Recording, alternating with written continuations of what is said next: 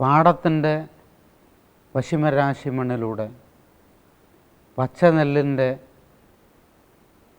ഓലത്തുമ്പിലൂടെ പ്രണയത്തിൻ്റെ നിലാവിലൂടെ കരുത്തിൻ്റെ അരിവാൾ തുമ്പത്തൂടെ നടന്നു പോയ ഒരു വയലാർ നമുക്കുണ്ട്. അത് മറ്റൊരു വയലാറാണ്. വിപ്ലവത്തിൻ്റെയും ഹരിതത്തിൻ്റെയും സ്നേഹത്തിൻ്റെയും കാരുണ്യത്തിൻ്റെയും പച്ചത്തത്തിലേക്ക്, മനുഷ്യൻ്റെ പച്ചയായ മനസ്സിലേക്ക് ഒരു പട്ടുതുമ്പിയെപ്പോലെ പറന്നിറങ്ങിയ വയലാർ. അദ്ദേഹം ഇവിടെ ഗന്ധർവനല്ല, ഇവിടെ ഒരു വേലിത്തലപ്പിലെ പുള്ളാവുന്നു അദ്ദേഹം. കല്യാണി കളവാണി ചൊല്ലമ്മിണി ചൊല്ല്, വെള്ളിത്താഴ്വര പൂത്തിറങ്ങിയതാൺപൂവോ പെൺപൂവോ, ആൺപൂവാണേലമ്പലപ്പുഴയുണ്ണിക്കണ്ണന് പൂജയ്ക്ക്, പെൺപൂവാണേലാഹ മറ്റൊരു കാർവർണ്ണനമാലയ്ക്ക്. കല്യാണിയോട് ചോദിക്കുകയാണ്, കളവാണിയോട് ചോദിക്കുകയാണ്, ചൊല്ല് അമ്മിണി, നീ ചൊല്ല്. വെള്ളിത്താഴ്വര പൂത്തിറങ്ങിയതാൺപൂവോ പെൺപൂവോ. ഒരു പ്രസവമാണ് അവിടെ ഉദ്ദേശിച്ചത്. അത് പ്രകൃതിയായിട്ടാണ് ബന്ധവാദനം. വെള്ളിത്താഴ്വര പൂത്തിറങ്ങിയത് ആൺപൂവാണോ പെൺപൂവാണോ? നീ പ്രസവിച്ച കുഞ്ഞ് ആണാണോ പെണ്ണാണോ മോനാണോ മോളാണോ എന്നുള്ളൊരു സന്ദേഹമാണ്.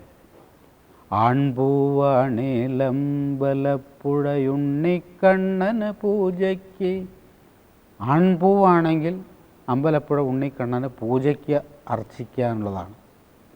പെൺപൂവാണേലാഹ മറ്റൊരു കാർവർണ്ണനമാലയ്ക്ക്.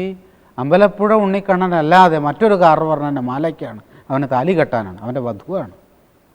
ഒരു വരിയിൽ ഇത്ര കോൺട്രാസ്റ്റായിട്ട് വയലാർ ഫോക്ക് ഉപയോഗിച്ചത് നമ്മളെ വല്ലാതെ വിഭ്രമിപ്പിക്കും എന്ന് തന്നെയാണ് എനിക്ക് തോന്നുന്നത്.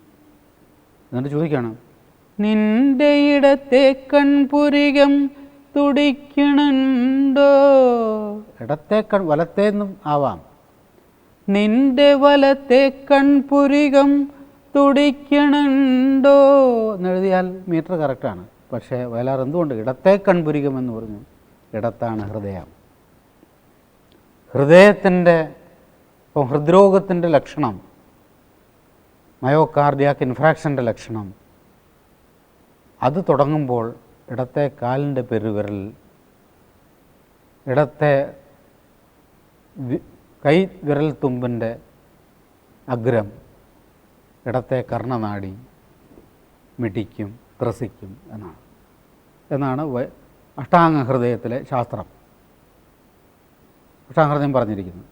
അതുപോലെ നിൻ്റെ ഇടത്തെ കൺപുരികം തുടിക്കണുണ്ടോ എന്ന് ചോദിച്ചാൽ നിൻ്റെ ഹൃദയത്തിലുണ്ടായ പ്രണയത്തിൻ്റെ തരംഗദൈർഘ്യം നിൻ്റെ കണ്ണിൻ്റെ പീലിത്തുമ്പിലേക്ക് ത്രസിക്കുന്നുണ്ടോ പെൺകുട്ടി എന്നുള്ളത് വളരെ ഫോക്ലോറിൻ്റെ പശ്ചാത്തലത്തിൽ ചോദിക്കണം.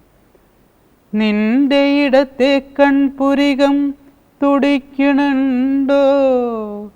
നിൻ്റെ മുത്തുവിളക്കുകൾ ഊതിക്കെടുത്തുണുണ്ടോ? തത്തമ്മേ കൂട്ടിനകത്ത് കമിഴ്ന്നു കിടന്നു മയങ്ങുമ്പോഴാരോ കുളിർന്ന കുന്നിൻ ചരിവിലിരുന്ന് വിളിക്കുന്നുണ്ടോ? കൂട്ടിനകത്ത് കമിഴ്ന്ന് കിടന്ന് മയങ്ങുമ്പോൾ ആരാണ്? നായകനില്ല. എവിടെയോ ഒരു പ്രണയത്തിൻ്റെ ഒരു കുയിലാവാം, ഒരു പ്രണയത്തിൻ്റെ തത്തമ്മയാവാം, പ്രണയത്തിൻ്റെ ഒരു കടലാവാം, അല്ലെങ്കിൽ കുന്നിന്മേൽ ഉദിച്ചൊരു ചന്ദ്രനാവാം. നീ കൂട്ടിനകത്ത് കമിഴ്ന്ന് കിടന്ന് മയങ്ങാണ്. പ്രണയം കൊണ്ട് ഭാരം കൊണ്ട് മലർന്ന് കിടക്കാനുള്ള ധൈര്യമില്ലാതെ കമിഴ്ന്ന് കിടക്കുന്ന നാടൻ പെൺകുട്ടിയോട് ചോദിക്കുകയാണ്, കൂട്ടിനകത്ത് കമിഴ്ന്ന് കിടന്ന് മയങ്ങുമ്പോഴാരോ കുളിർന്ന കുന്നിൻ ചരിവിലിരുന്ന് വിളിക്കണുണ്ടോ? ആരോ വിളിക്കണുണ്ടോ നിനക്ക് തോന്നുകയാണ്, ഹലൂസിനേഷനാണ്, ഫാൻറ്റസിയാണ്. ഇങ്ങനെ ഒരു നാട്ടിൻപുറത്തെ പ്രണയത്തെ മനഃശാസ്ത്രത്തോട് ബന്ധിപ്പിച്ച വയലാറിൻ്റെ തൂലിക നമുക്ക് തുഞ്ചത്തെഴുത്തച്ഛൻ്റെ നാരായം പോലെ എടുത്ത് ഹൃദയത്തിൽ വെച്ച് പൂജിക്കാം എന്നെനിക്ക് തോന്നുന്നു.